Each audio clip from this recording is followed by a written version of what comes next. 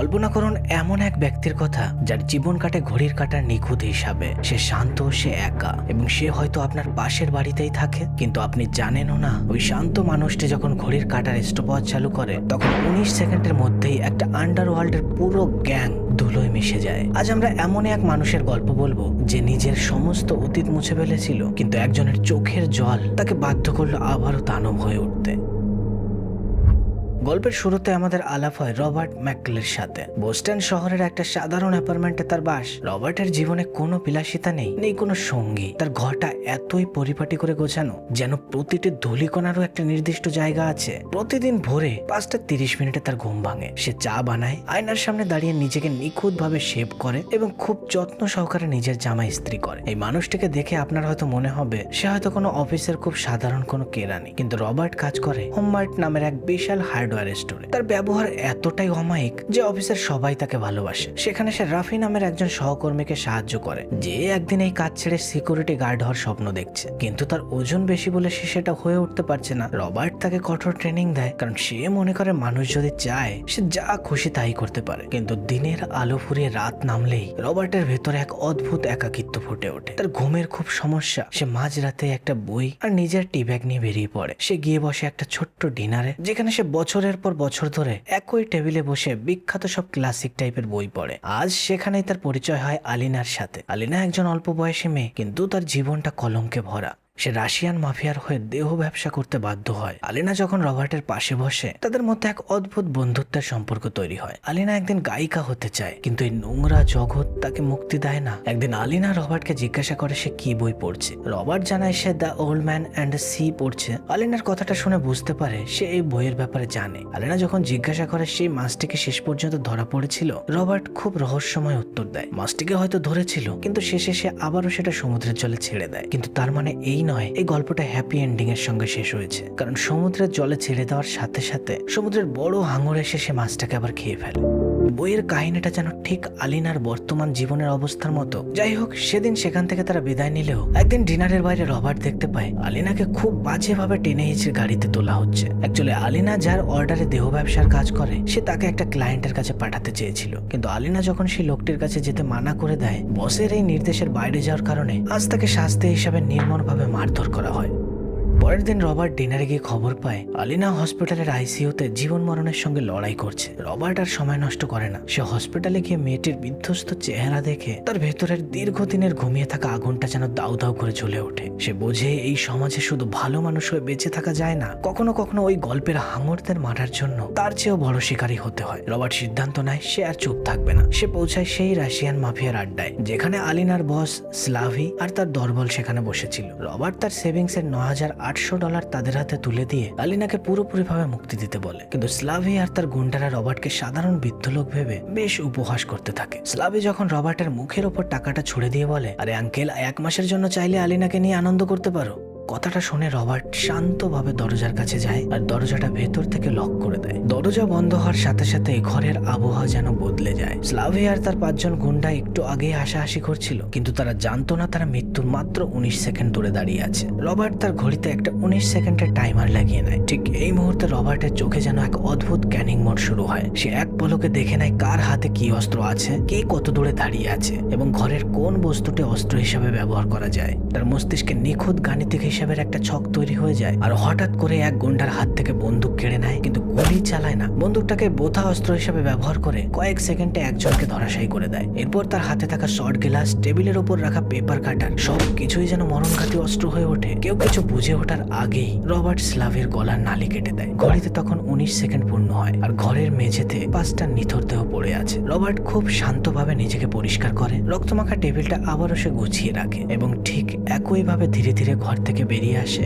যেমন শান্তভাবে সে সেখানে ঢুকেছিল। আর এই সিনটা থেকে আমরা বুঝতে পারি রবার্ট ম্যাককাল কোনো সাধারণ মানুষ নয়, সে একজন প্রফেশনাল কিলার যে অনেক আগে এসব কাজ ছেড়ে দিয়েছিল।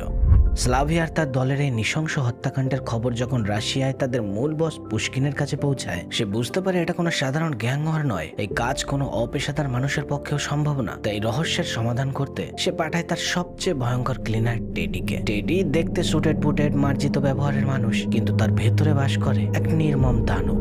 দয়া বলতে তার শরীরে কিছুই নেই। বোস্টন শহরে পা দিয়ে টেডি সরাসরি পৌঁছায় সেই জায়গায়। সে পুলিশের মতো করে পুরো দৃশ্যটা অ্যানালাইজ করে এবং বেশ অবাক হয়। সে বুঝতে পারে ঘাতক মাত্র কয়েক সেকেন্ডের মধ্যেই 5 জনকে মেরেছে এবং সে কোনো চিহ্নই রেখে যায়নি। তার আর বুঝতে বাকি থাকে না সে এমন একজনের সঙ্গে মোকাবিলা করতে যাচ্ছে, সেও তার মতোই প্রশিক্ষণ প্রাপ্ত। বিষয়টা আরো ডিটেলসে জানার জন্য টেডি লোকাল পুলিশের উপর চাপ সৃষ্টি করে স্লাভির ওই জায়গায় সিসিটিভি ফুটেজ দেখার জন্য, কিন্তু দেখা যায় ওই রাতে সিসিটিভি হ্যাক হয়েছিল। টেডি তখন নিজের মতো করে শহরের ছোটখাটো অপরাধীদের টর্চার করতে শুরু করে এবং রবার্টকে খুঁজে বের করার জন্য উঠে পড়ে লাগে। এদিকে রবার্ট আবার তার পুরনো জীবনে ফিরে গেছে। সে প্রতিদিনের মতো হোমমার্টে কাজ করছে, রবিকে সাহায্য করছে এবং মাঝরাতে সেই ডিনারে গিয়ে বই পড়ছে। ওই দিন সে আলিনার খোঁজ নিতে হাসপাতালে যায় এবং জানতে পারে আলিনাও ধীরে ধীরে সুস্থ হতে শুরু করেছে। কিন্তু রবার্ট জানে সে মৌচাকে ঢিল মেরেছে আর এর ফল তাকে ভোগ করতে হবে। একদিন সে লক্ষ্য করে তারই অ্যাপার্টমেন্টের বাইরে কিছু অপরিচিত গাড়ি ঘুরঘুর করছে। সে বুঝতে পারে অন্ধকার জগৎ তাকে খুঁজে বের করার চেষ্টা শুরু করে দিয়েছে। ওদিকে এতদিনে রবি যখন সিকিউরিটি গার্ড হওয়ার পরীক্ষায় পাশ করেছে, সেজন্য রবার্টকে যখন সে মিষ্টি খাওয়াতে আসে, রবার্ট বেশ খুশিই হয়, কিন্তু তার অবচেতন মন যেন তখনও টেডির প্রতিটা চাল বোঝার চেষ্টা করছিল। ওদিকে টেডিও খুব দ্রুত রবার্টের ডিনারের খোঁজ পেয়ে যায়। সে জানতে পারে যে রবার্ট এই ডিনারের নিয়মিত কাস্টমার আর সেই রাতে স্লাবের আড্ডাতেও সে গিয়েছিল। টেডি সেই ডিনারে এসে বসে এবং রবার্টের ফেলে যাওয়া ওই চা খাওয়ার জায়গাটা দেখে তার ব্যক্তিত্ব বোঝার চেষ্টা করে। সে বুঝতে পারে এই লোকটা কোনো সাধারণ কেউ নয়, হয়তো কোনো বড় সরকারি সংস্থার হয়ে কাজ করত। টেডি এবার সিদ্ধান্ত নেয় সে সরাসরি রবার্টের মুখোমুখি হবে। পরের দিন রাতে রবার্ট তার অ্যাপার্টমেন্টে ফিরে দেখতে পায় তার ঘরের তালা খোলা। সে সতর্ক হয়ে ভেতরে ঢোকে কিন্তু কাউকেই দেখতে পায় না। কিন্তু হঠাৎ তার ল্যাপটপ স্ক্রিনে একটা মেসেজ ভেসে ওঠে। সেখানে সেই দিনে স্লাভির অফিসের সেই সিসিটিভি ফুটেজের একটা অস্পষ্ট ছবি দেখা যাচ্ছে, যা কোনোভাবে টেডি উদ্ধার করেছে। ঠিক সেই মুহূর্তে রবার্টের ফোনের রিংটা বেজে ওঠে আর ওপাশ থেকে শীতল কণ্ঠস্বর শোনা যায়, মিস্টার ম্যাকল, আপনার চা ঠান্ডা হয়ে যাচ্ছে, আমি নিচে আপনার জন্য অপেক্ষা করছি। রবার্ট জানালার বাইরে তাকিয়ে দেখে রাস্তার ওপারে একটা কালো গাড়ির সামনে টেডি দাঁড়িয়ে আছে, তার দিকে তাকিয়ে। শিকার এখন শিকারের মুখোমুখি। কিন্তু রবার্ট ফোনের ওপাশে থাকা হিমশীতল কণ্ঠস্বর শুনে একটুও বিচলিত হয় না। সে শান্তভাবে নিচে নেমে আসে। রাস্তার কাছে পার্ক করা একটা দামি গাড়ির কাছে দাঁড়িয়ে আছে টেডি, যার আসল নাম নিকোলাই। নিকোলাই নিজেকে একজন গোয়েন্দা হিসেবে পরিচয় দেয় এবং স্লাভি হত্যাকাণ্ডের তদন্ত করছে বলে দাবি করে। কিন্তু রবার্ট জানে এই মানুষটার চোখের মনে স্থির, যেখানে কোনো সহানুভূতির চিহ্ন মাত্র নেই। এ কেবল একজন দক্ষ শিকারের চোখ, কোনো পুলিশ অফিসারের চোখ এরকম হতে পারে না। নিকোলাই রবার্টের চোখের দিকে তাকিয়ে তাকে কিছুক্ষণ ভয় দেখানোর চেষ্টা করে। সে রবার্টের সাধারণ জীবনযাপন, তার একাকিত্ব, তার প্রতিদিনের রুটিন নিয়ে ঘুরিয়ে পেঁচিয়ে কোশ্চেন করতে থাকে। কিন্তু রবার্টও খুব কৌশলে তার প্রতিটা প্রশ্নের উত্তর দেয়। নিকোলাই যখন তাকে জিজ্ঞাসা করে সে স্লাভিকে চিনত কিনা, রবার্ট খুব সহজভাবে অস্বীকার করে। যাওয়ার আগে নিকোলাই রবার্টের পিঠে হাত রেখে বলে, আপনার সম্পর্কে কোনো তথ্য ইন্টারনেটে নেই মিস্টার ম্যাকল, আপনি কি কোনো ভূত? কথাটা শুনে রবার্ট একটু মুচকি হাসে। নিকোলাইও বুঝতে পারে রবার্ট কোনো সাধারণ মানুষ নয়, তাই সে তার টিমের কম্পিউটার বিশেষজ্ঞদের নির্দেশ দেয় রবার্টের সমস্ত অতীত খুঁড়ে বের করতে। কিন্তু অবাক করা বিষয় হলো রবার্ট ম্যাকেলের নামে কোনো মানুষের অস্তিত্ব 2004 সালের আগের সরকারি নথিতে নেই। তার জন্মসাল থেকে শুরু করে ট্যাক্সের ফাইল সবই মনে হয় কেউ নিখুঁতভাবে তৈরি করেছে। নিকোলাই এবার বুঝতে পারে তার লড়াই অতটাও সহজ হবে না যতটা সহজ সে ভেবেছিল। সে রবার্টের ওপর এবার সব সময় নজরদারি শুরু করে। রবার্টও সেটা বুঝতে পারে, তাই সে নিজের অ্যাপার্টমেন্টে এমন ভাবে ক্যামেরা আর সেন্সর বসায় যাতে শত্রুর সামান্যতম নড়চড়াও সে টের পায়। যুদ্ধের প্রস্তুতি এখন তুঙ্গে। বড়সড় বিপদের মাঝেও রবার্ট তার চারপাশের ছোটখাটো অন্যায়গুলো ভুলে যায় না। পরের দিন হোমমার্টে কাজ করার সময় সে দেখে একজন ছিনতাইকারী ক্যাশ কাউন্টারে থাকা মহিলার উপর বন্দুক ধরেছে। ছিনতাইকারী শুধু টাকা নয়, ওই মহিলার মায়ের শেষ স্মৃতি, এক মূল্যবান আংটিটাও সে কেড়ে নেয়। রবার্ট সবকিছু পর্যবেক্ষণ করে। পুলিশ আসার আগেই সে অপরাধীর গাড়ির নাম্বারটা নোট করে নেয়। আর ঠিক সেদিন রাতেই রবার্ট ওই ছিনতাইকারীর ডেরায় পৌঁছায়। তবে এবার সে কোনো বড়সড় অস্ত্র ব্যবহার করে না। পরের দিন সকালে ওই মহিলা যখন তার লকার খোলে, সে দেখতে পায় তার আংটিটি সেখানেই পড়ে আছে। পাশে পড়ে আছে একটি হাতুড়ি, যাতে জমাট বাঁধা রক্ত। রবার্ট নিঃশব্দে বিচার করে। সে আইনের জন্য অপেক্ষা করে না, আইন সে নিজেই তৈরি করে। ওদিকে নিকোলাই যখন বুঝতে পারে রবার্টকে সহজে তো কাবু করা যাবে না, তখন সে অন্য পথ ধরে। সে রবার্টের ডিনারে যায় এবং সেখানকার ওয়েট্রেস এবং মালিককে ভয় দেখায়। এমনকি সেই ঘুষখোর পুলিশদেরও সে খুঁজে বের করে যারা স্লাবের কাছ থেকে নিয়মিত টাকা নিত। নিকোলাই তাদের উপর অকথ্য নির্যাতন চালায় শুধু এটুকু জানার জন্য যে রবার্ট আসলে কে। সে চায় রবার্টকে একা করে তার চারপাশের জগৎটাকে ধ্বংস করে দিতে, রবার্টকে পুরোপুরিভাবে ভেঙে ফেলতে চায়। সে যখন বুঝতে পারে রবার্টের কাছের মানুষ বলতে কেউই নেই, তার একমাত্র দুর্বলতা হলো তার মানবিকতা। সে খুব দয়ালু। অন্যদিকে আমরা রবার্টকে দেখতে পাই। এতক্ষণে সে বুঝতে পারে এই গ্যাং অনেক বড়, আর এই বিশাল মাফিয়া সাম্রাজ্যের সঙ্গে সে একা বেশিক্ষণ লড়াই করতে পারবে না। তাকে জানতে হবে সে কার মুখোমুখি হচ্ছে। তাই সে শহর ছেড়ে বেরিয়ে পড়ে আর সে যায় ভার্জিনিয়ার এক গোপন বাংলোতে, যেখানে বাস করে তার পুরনো বন্ধু, তার পুরনো পার্টনার সুজান প্লামার। সুজান এবং তার স্বামী ব্রায়ান দুজনেই রবার্টের অতীত সম্পর্কে জানে। রবার্টকে জীবিত দেখে সুজান বেশ অবাক হলেও সে জানতো এই মানুষটা কখনো শান্তিতে বসে থাকতে পারে না, কোনো বড় সাহায্যের জন্যই হয়তো এসছে। রবার্ট সুজানকে নিকোলাইয়ের একটা ফটো দেখায়, যেটা সে গোপনে তুলেছিল। সুজান যেন ফটোটা থেকে আটকে ওঠে। সে জানায় এই লোকটার নাম নিকোলাই ইচেনকো। সে একসময় রাশিয়ার স্পেশাল ফোর্সে ছিল, কিন্তু বর্তমানে রাশিয়ান মাফিয়ার পুশকিনের ডান হাত হিসাবে কাজ করে। রবার্ট, তুমি যে চাকা ঘুরিয়েছো তা থামানো সম্ভব হবে না। পুশকিন তোমাকে ছেড়ে কথা বলবে না। রবার্ট তখন জানালা দিয়ে বাইরের অন্ধকারের দিকে তাকায় আর শান্ত গলায় বলে, আমিও তাদের ছাড়ার জন্য এখানে আসিনি। এমন সময় রবার্ট খবর পায় বোস্টনে তার প্রিয় বন্ধু রাফি, মানে যাকে সে সিকিউরিটি গার্ডের জন্য সাহায্য করছিল, তার উপর হামলা হয়েছে এবং হোমমার্টে আগুন ধরিয়ে দেওয়ার হুমকি দেওয়া হয়েছে। রবার্ট বুঝতে পারে নিকোলাই এখন তার কাছের মানুষদের আঘাত করছে। সুজানের কাছ থেকে বিদায় নিয়ে রবার্ট আবারও তার শহর বোস্টনে ফেরে। তখন তার চলন বলনে এক অদ্ভুত পরিবর্তন লক্ষ্য করা যায়। সে এখন আর লুকিয়ে চুরি আত্মরক্ষা করছে না, এখন সে তৈরি হচ্ছে আক্রমণ করার জন্য। রবার্ট খুব ভালো করেই জানে নিকোলাই তার কাছের মানুষদের আঘাত করতে শুরু করেছে। তাই সে সিদ্ধান্ত নেয় সে এই শহরটাকে নিকোলাইয়ের জন্য একটা গোলকধাঁধা বানিয়ে ফেলবে। সে প্রথমেই লক্ষ্য করে সেই ঘুষখোর পুলিশ অফিসারদের উপর, যারা স্লাবের কাছ থেকে ঘুষের টাকা আদায় করত, আর এখন তারা টেডির হয়ে কাজ করছে। রবার্ট তাদের একজনকে নির্জন জায়গায় আটক করে। সেখানে সে কোনো মারপিট করে না, বরং খুব শান্তভাবে তাদের মনে করিয়ে দেয় যে একজন পুলিশ অফিসারের আসল দায়িত্ব কি হওয়া উচিত। আর রবার্ট তাকে বাধ্য করে টেডির পরবর্তী প্ল্যানগুলো সম্পর্কে বলতে। সমস্ত কিছু শুনে বুঝতে পারে নিকোলাই আসলে পুশকিনের ড্রাগ এবং নারী পাচার বিজনেসের একটা ছোট্ট অংশ হ্যান্ডেল করে মাত্র। আর সবকিছু শোনার পর এবার রবার্ট সেই অফিসারের মাধ্যমে এটাও জানতে পারে পুশকিনের আসল ব্যবসার কথা। এই শহরেই হারবার এলাকায় একটি অতি সাধারণ গোদামের ভেতরে পুশকিনের কয়েক মিলিয়ন ডলার ক্যাশ কাউন্টিং চলছে। জায়গাটা সাধারণ হলেও এই পুরো শহরের আন্ডারওয়ার্ল্ডের কালো কাজগুলো সেখান থেকে নিয়ন্ত্রিত হয়। রবার্ট বুঝতে পারে সেখানে ঢুকতে গেলে তাদেরই লোকেদের কাউকে হাত করতে হবে। তা নিকোলাইয়ের আন্ডারে কাজ করা আরো একজন কারাপ্টেড পুলিশ অফিসারকে তারই বাড়ির গ্যারাজে তাকে ফাঁদে ফেলে আর এমন ভাবে টর্চার করতে শুরু করে যে একটা সময় সহ্য করতে না পেরে রবার্টকে পুশকিনের ওই আড্ডায় নিয়ে যেতে রাজি হয়। সেখানে যাওয়া মাত্রই দেখতে পায় মিলিয়ন মিলিয়ন টাকা মেঝেতে পড়ে আছে। রবার্ট নিজের পরিচয় দিয়ে বলে পুশকিন তাকে নতুন বস হিসেবে এখানে নিয়োগ করেছে, কিন্তু এখানে থাকা ওই ছেলেটি তাকে বিশ্বাস করে না, যে কারণে তার মাথায় বন্দুক ধরলে সেকেন্ডের ভেতর রবার্ট তার হাত থেকে বন্দুক ছিনিয়ে নিয়ে তারই মাথায় ওই বন্দুক ধরে সবাইকে বন্দুক নামিয়ে রাখতে বলে। ভয়ে সবাই তেমনটাই করে। মেঝেতেই পড়ে থাকা মিলিয়ন মিলিয়ন টাকার মধ্যে বেশ কিছু টাকা সেখানে কাজ করা সাধারণ কর্মচারীদের মধ্যে বিলিয়ে দিয়ে তাদেরকে এখানে আর আসতে বারণ করে।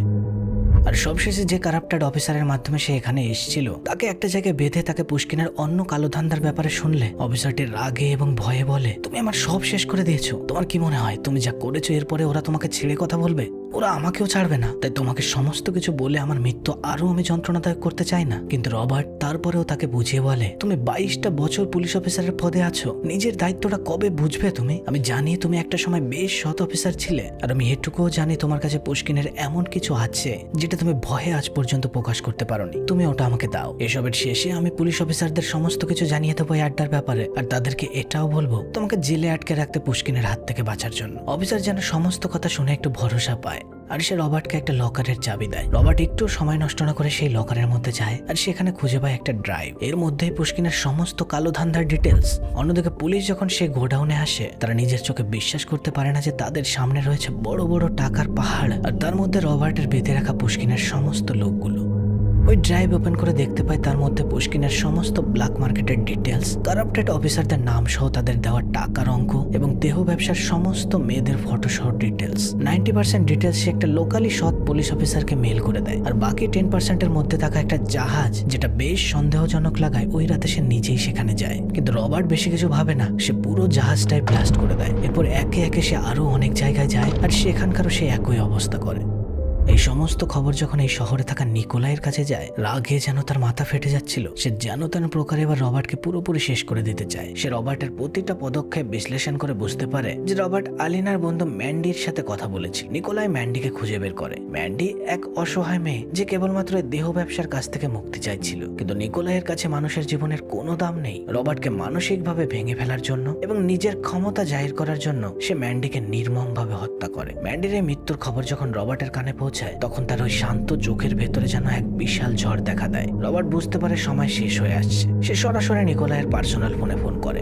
নিকোলাই তখন তার বিলাসবহুল হোটেল রুমে বসে ম্যান্ডির খুনের রেশ উপভোগ করছিল। রবার্ট তাকে খুব ঠান্ডা গলায় বলে, তুমি যা শুরু করেছো তা শেষ করতে পারবে না, আমি তোমাকে একটা সুযোগ দিচ্ছি, তোমার ব্যাগ গুছিয়ে তুমি নিজের দেশে ফিরে যাও। কথাটা শুনে নিকোলাই হেসে ওঠে আর বলে, তুমি কে আমি তা জানি রবার্ট, তুমি তো অনেক আগেই সরকারি খাতায় মরে গিয়েছিলে, এখন আমি তোমাকে সত্যিকারের মতো কবরে পাঠাবো। রবার্ট এই কথার কোনো পাল্টা জবাব দেয় না, সে কেবল তার ঘড়ির স্টপওয়াচটা একবার টিপে দেয়। সে জানে পরের বার যখন তারা মুখোমুখি হবে তখন কেবল একজনই বেঁচে ফিরবে। ওদিকে রবার্টকে সাহায্য করার জন্য নিকোলাই যখন পাগলের মতো হয়ে যাচ্ছে, অনেক খোঁজাখুঁজির পর সে বুঝতে পারে হোমমার্টে থাকা রাফি রবার্টের বেশ ভালো বন্ধু। তা এক মুহূর্ত সময় নষ্ট না করে রাফি সহ হোমমার্টের সমস্ত কর্মচারীদের তারা বন্দি করে ফেলে আর রবার্টকে ফোন করে তার এই কর্মসংস্থান হোমমার্টে যত তাড়াতাড়ি সম্ভব আসতে বলে। পুরো হোমমার্ট তখন একটা রণক্ষেত্রে পরিণত হতে যাচ্ছে, যেখানে কাস্টমার আর কর্মচারীরা যেন শ্বাস আটকে দাঁড়িয়ে আছে। হোমমার্টের বিশাল শাটারগুলো একের পর এক বন্ধ হয়ে যাচ্ছে। তখন ভেতরে থাকা সাধারণ কর্মচারী আর কাস্টমারদের বুক যেন ভয়ে কেঁপে ওঠে। নিকোলাই এখন আর কোনো লুকোচুরি খেলছে না, সে জানে রবার্ট এই স্টোরটিকে নিজের হাতের তালুর মতো চেনে, কিন্তু নিকোলাইয়ের হাতে আছে অত্যাধুনিক অস্ত্র আর একদল পেশাদার খুনি। রবার্টকে বের করে আনার জন্য নিকোলাই তার সবচেয়ে নিষ্ঠুর চালটি চালে। সে রবার্টের প্রিয় সহকর্মী রফিকে বন্দী করে এবং সে জানায় প্রতি 10 মিনিটে সে একজনকে মারবে, যদি না রবার্ট নিজে থেকেই ধরা দেয়। পুরো স্টোরটা এখন অন্ধকার, কেবলমাত্র ইমার্জেন্সি আলোগুলোয় মিটমিট করে জ্বলছিল। কিন্তু নিকোলাই একটা জিনিস ভুলে গেছে, একটা হার্ডওয়্যার স্টোর সাধারণ মানুষের কাছে কেবলমাত্র দোকান হতে পারে, কিন্তু রবার্ট ম্যাককেলের কাছে এটি একটি পুরো অস্ত্রাগার। রবার্ট অন্ধকারের সাথে মিশে যায়, সে জানে সরাসরি বন্দুকের সামনে যাওয়া মানেই মৃত্যু, তাই সে তার পুরনো ট্রেনিং কাজে লাগায়। সে স্টোরের আইলগুলোর মাঝে এমন সব ফাঁদ পাততে শুরু করে যা কোনো পেশাদার ঘাতকও কল্পনা করতে পারবে না। আর প্রথমেই শিকার হয় নিকোলাইয়ের একজন স্নাইপার। রবার্ট তাকে মারার জন্য কোনো বন্দুক ব্যবহার করে না, সে কেবল একটি লম্বা ড্রিল মেশিন আর কিছু তার ব্যবহার করে এমন এক ফাঁদ তৈরি করে যে লোকটা কিছু বুঝে ওঠার আগেই দেওয়ালের সঙ্গে গেঁথে যায়। রবার্টের প্রতিটা নড়াচড়া এতই নিঃশব্দ যে টেডির লোকেরা বুঝতেও পারছিল না মৃত্যু ঠিক কোন দিক থেকে আসছে। তাই তারা যখন এলোপাতাড়ি ভাবে গুলি করতে শুরু করে, রবার্ট তখন উপরেরই এক র্যাকের আড়ালে বসে তাদের আতঙ্ক উপভোগ করে। কিছুক্ষণের মধ্যে নিকোলাই এটা বুঝতে পারে যে তার লোকেরা একজন একজন করে নিখোঁজ হয়ে যাচ্ছে, তাই সে চিৎকার করে রবার্টকে গালি দিতে থাকে আর তাকে ভয় দেখানোর চেষ্টা করে। কিন্তু রবার্ট তার কোনো কথারই উত্তর দেয় না, বরং সে স্টোরের সাউন্ড সিস্টেমে আলিনার সেই সিডিটা চালিয়ে দেয়। মেয়েটির করুণ সুর নিস্তব্ধ স্টোরে এক ভয়াবহ আবহাওয়া তৈরি করে। নিকোলাইয়ের লোকেরা শব্দটি কোথা থেকে আসছে সেটা যখন খুঁজতে যায়, তারা না চাইতেও একে একে রবার্টের সমস্ত মিথ্যেফাঁদগুলোতেই পা দেয়। কেউ মারা যায় ধারালো কাচের আঘাতে, বা কেউ মারা যায় প্রেসার কুকারের তৈরি বোমায়। রবার্ট এটা প্রমাণ করে দেয় যে দামি বন্দুকের চেয়ে ঠান্ডা মস্তিষ্ক অনেক বেশি শক্তিশালী। যদিও রবার্টের মূল লক্ষ্য রফি আর বাকিদের বাঁচানো, তাই সে লুকিয়ে চুরে প্রথমে রফির কাছে পৌঁছায়। রফি তখন ভয়ে কাঁপছে। রবার্ট তার চোখ দেখে তাকে শান্ত করে বলে, মনে আছে আমি তোমাকে কি শিখিয়েছিলাম? ভয়কে জয় করতে শেখো। রবার্ট রফিকে একটা নিরাপদ পথ দেখিয়ে তাকে বলে বাকিদেরও সেই দরজা দিয়ে বাইরে নিয়ে যেতে, কিন্তু রফি যেতে চায় না। সে রবার্টকে বিপদের মুখে এভাবে ফেলে রেখে যেতে পারে না, কিন্তু রবার্ট তাকে ধমক দিয়ে পাঠিয়ে দেয়, কারণ সে জানে এখন কেউ তার সঙ্গে থাকা মানেই তার নিশ্চিত মৃত্যু। সবাই বেরিয়ে যাওয়ার পর স্টোরে এখন কেবলমাত্র রবার্ট আর নিকোলাইয়ের মাত্র 4 জন প্রধান ঘাতক। রবার্ট এবার তার গোলামের তাসটি খেলে। সে পুরো স্টোরে ফায়ার স্প্রিংকলার সিস্টেম চালু করে দেয় আর ঝমঝম করে জল পড়তে শুরু করে সমস্ত জায়গায়। এই ভেজা পরিবেশ আর কম আলোতে রবার্টের গতি হয়ে ওঠে বিদ্যুতের মতো। সে একে একে 3 জনকে এমন ভাবে শেষ করে যা দেখলে আপনারও গায়ের লোম খাড়া হয়ে যাবে। কেউ মারা যায় পেরেক মারার মেশিনের গুলিতে, আবার কেউ মারা যায় একটা সাধারণ হাতুড়িতেই নির্মম ভাবে। এভাবেই একে একে সবাইকে সে জমের দরে পাঠিয়ে দেয়। এখন বাকি আছে কেবল একজন, নিকোলাই এইচেনকো। সে রাগে অপমানে অন্ধ হয়ে স্টোরের মাঝখানেই দাঁড়িয়ে চিৎকার করতে শুরু করে। তখনই ওপর থেকে ঝুলে থাকা একটা ভারী চেন নিকোলাইয়ের গলার কাছে এসে লাগে। রবার্ট ওপরেই একটা প্ল্যাটফর্ম থেকে নিচে তাকিয়ে আছে, তার হাতে একটি রিমোট। নিকোলাই বন্দুক তাক করার আগেই রবার্ট সেই রিমোটটা টিপে দেয় আর একটি বিশাল ওজনের কন্টেনার নিকোলাইয়ের দিকে এবার ধেয়ে আসতে শুরু করে। নিকোলাই যখন বুঝতে পারে সে রবার্টের পাতা জালে পুরোপুরি আটকে গেছে, তখন তার ভেতরের পেশাদার খনিটা শেষবারের মতো জেগে ওঠে। রবার্টের ছোড়া সেই ভারী কন্টেনার থেকে সে শেষ মুহূর্তে সরে যেতে সক্ষম হয়, কিন্তু রবার্ট তাকে আর কোনো সুযোগ দিতে রাজি না। স্টোরের চারিদিক থেকে তখন ছোট ছোট বিস্ফোরণ হতে শুরু করে। রবার্ট প্রেসার কুকারের ব্যবহার করে তার মধ্যে রাসায়নিক বিক্রিয়ার মাধ্যমে এমন কিছু বোমা তৈরি করেছিল যা সেই স্টোরটিকে একদম নরকে পরিণত করেছে। ধোঁয়ায় আচ্ছন্ন হয়ে পড়ে পুরো এলাকা। নিকোলাই তার বন্দুক নিয়ে পাগলের মতো চারিদিকে গুলি চালাতে থাকে, কিন্তু রবার্ট যেন কোনো পেতাত্তার মতো একবার এখানে তো পরক্ষণেই অন্য লাইনে দেখা দিচ্ছে। রবার্টের হাতে কোনো তরোয়াল বা দামি বন্দুক নেই, তার হাতে কেবল একটি নেল গান, যা দিয়ে সে একের পর এক পেরেক ছুড়ছে নিকোলাইয়ের শরীরের দিকে। একটা সময় নিকোলাই আহত হয়ে স্টোরের মাঝেই লুটিয়ে পড়ে। তার এই অত্যাধুনিক অস্ত্র ক্ষতগুলো এখনো অকেজো। ঠিক এই সময় রবার্ট অন্ধকারের বুক চিরে ধীরে ধীরে তার সামনে এসে দাঁড়ায়। নিকোলাই তখনও রক্তমাখা মুখে বিদ্রুপের হাসি এসে বলে, তুমি কি মনে করেছো আমাকে মারলে সমস্ত কিছু শেষ হয়ে যাবে? পুশকিন তোমাকে পৃথিবীর শেষ প্রান্ত পর্যন্ত খুঁজে বের করবে। এই কথা শুনে রবার্ট তার দিকে ঝুঁকে শান্তভাবে বলে, পুশকিন আমাকে খুঁজবে না, কারণ তার কাছে কোনো খবর আসার আগেই তুমি এই পৃথিবী ছেড়ে চলে যাবে। রবার্ট তার ঘড়ির স্টপওয়াচটা আরো একবার অন করে। এবার আর 19 সেকেন্ডের নয়, সে নিকোলাইকে তার প্রতিটি পাপের কথা মনে করিয়ে দিতে চায়। রবার্ট একটি দড়ি দিয়ে নিকোলাইকে এমন ভাবে আটকে দেয় যে স্টোরের উপর থেকে পড়া জলের ওজনে সে ধীরে ধীরে শ্বাসরুদ্ধ হয়ে যন্ত্রণা পেয়ে মরতে থাকে। একজন মানুষের ভেতরে কতটা রাগ থাকলে সে এইভাবে ঠান্ডা মাথায় বিচার করতে পারে, তার রবার্টের চোখের দিকে তাকালেই বোঝা যায়।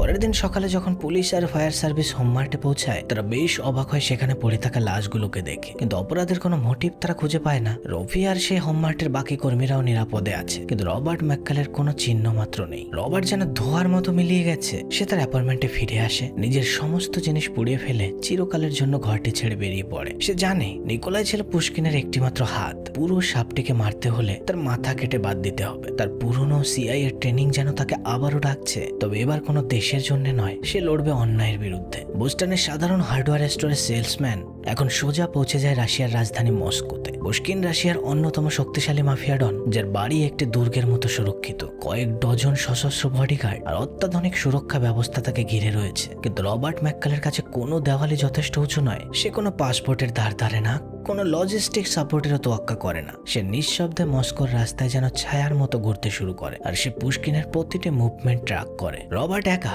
তার কোনো দলবল নেই, কিন্তু তার বুদ্ধির কাছে আজ তো একটা মাফিয়ার সাম্রাজ্য যেন নড়বড়ে হয়ে যাচ্ছে। এক রাতে পুশকিন যখন তার বিলাসবহুল প্রাসাদে বসে মদ্যপান করছিল আর ভাবছিল তার এই অন্ধকার জগৎ কতটা সুরক্ষিত, সে সময় সে হয়তো এটা জানতো না যে তার এই সুরক্ষার সমস্ত সিস্টেম ইতিমধ্যেই হ্যাক করা হয়েছে। রবার্ট ওই মস্ত বাড়ির মধ্যে ঢুকে প্রথমেই সেখানকার ইলেকট্রিসিটি অফ করে দেয় আর একে একে পাহারাদারদের সরিয়ে ফেলতে শুরু করে। সবশেষে রবার্ট যখন পুশকিনের বেডরুমে ঢোকে, তখনও পর্যন্ত পুশকিন টের পায়নি যে তার যমদূত তার ঠিক পেছনে দাঁড়িয়ে আছে। আর হঠাৎ পুশকিন যখন আয়নায় রবার্টের প্রতিচ্ছবি দেখে, তার হাতের গ্লাসটা ফ্লোরে পড়ে চুরমার হয়ে যায়। সে কোনো কথা বলারই সুযোগ পায় না। রবার্ট কেবলমাত্র একটি টেবিল ল্যাম্পের তার ব্যবহার করে পুশকিনকে এমন এক ফাঁদে ফেলে যে সে নিজের হাতেই নিজের মৃত্যু ডেকে আনে। রবার্ট বুঝতে পারে এই মাফিয়ার নেটওয়ার্কটি যতটা সে ভেবেছিল তার চেয়েও অনেক গভীর। ঠিক সেই মুহূর্তে ঘরের বাইরে শত শত পুলিশের সাইরেন শোনা যায়। মস্কোর সেই দুর্গের ভেতরে তখন সাইরেনের কান ফাটার শব্দ। শত শত পুলিশ অফিসার বন্দুক তাক করে পুরো এলাকা ঘিরে রেখেছে। কিন্তু যখন তারা পুশকিনের বেডরুমে প্রবেশ করে, তারা দেখতে পায় সেখানে কেবল পড়ে আছে মৃত্যুর নিস্তব্ধতা। রবার্ট ম্যাককাল যেন বাতাসে উবে গেছে। কোনো সিসিটিভি ফুটেজে তার চেহারা ধরা পড়েনি, আর কোনো সাক্ষীও নেই। সে যে পথে এসেছিল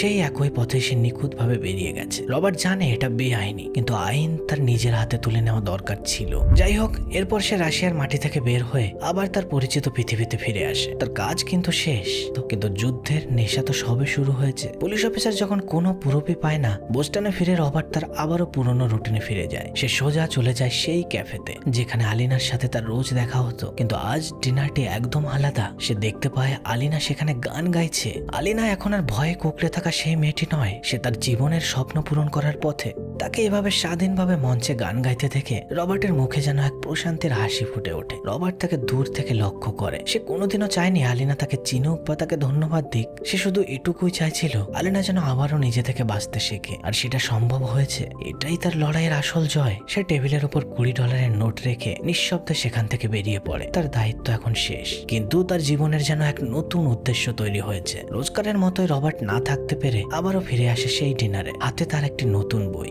দ্য ইনভিনসিবল ম্যান। কিন্তু এবার তার জীবন আর আগের মতো নেই। সে এখন জানে সমাজে এরকম হাজারো আলিনা আছে যারা নিছক শোষণের শিকার। তাদের সবার কাছে রবার্টের মতো লোক নেই। একথা ভেবে সে নিজের ল্যাপটপটা খোলে আর একটি অনলাইনে ওয়েবসাইট তৈরি করে, দ্য ইকুয়ালাইজার। সেখানে সে একটি বিজ্ঞাপন দেয়, তুমি কি সংকটে আছো? তোমার কি সাহায্যের প্রয়োজন? কেউ কি তোমার পথের বাধা হয়ে দাঁড়িয়েছে? আমি তোমাকে সাহায্য করতে পারি। এই লেখাগুলো কোনো সাধারণ বিজ্ঞাপন নয়, এটি অত্যাচারীদের জন্য যেন একটি হুঁশিয়ারি। ওই টেবিলে বসে বই পড়ার সময় রবার্টের ফোনে হঠাৎ একটি মেসেজ টোন বেজে ওঠে। ইমেলটি ওপেন করে। ওপাশ থেকে একজন অচেনা ব্যক্তি লিখেছে, আমি তোমার বিজ্ঞাপন দেখেছি, দয়া করে আমাকে সাহায্য করো। তুমি আমার একমাত্র ভরসা। আমার পরিবার বিপদে আছে। পুলিশ আমাকে কোনো সাহায্যই করতে পারছে না। আমি খুব অসহায়। রবার্ট ইমেলটি পড়ে বাইরের বৃষ্টির দিকে শান্তভাবে তাকায়। তার চোখের দৃষ্টিতে আর কোনো দ্বিধা নেই। সে ল্যাপটপটা বন্ধ করে উঠে দাঁড়ায়। তার সামনে এখন একটি নতুন চ্যালেঞ্জ, নতুন একটি দেশ এবং নতুন নতুন শত্রু।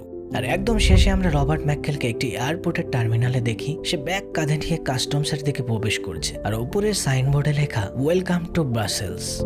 রবার্ট ম্যাককেলের এই অবিশ্বাস্য লড়াই আপনাদের কেমন লাগলো? আপনি কি চান আমি রবার্ট ম্যাককেলের পরের মিশনগুলোরও ভিডিও বানাই? কমেন্টে অবশ্যই জানাবেন। আর ভিডিওটি ভালো লাগলে চ্যানেলটিকে অবশ্যই সাবস্ক্রাইব করে রাখুন এমনই আরও রোমাঞ্চকর মুভির এক্সপ্লেনেশন দেখার জন্য। দেখা হবে আবার নতুন সিনেমার রহস্য নিয়ে। টাটা।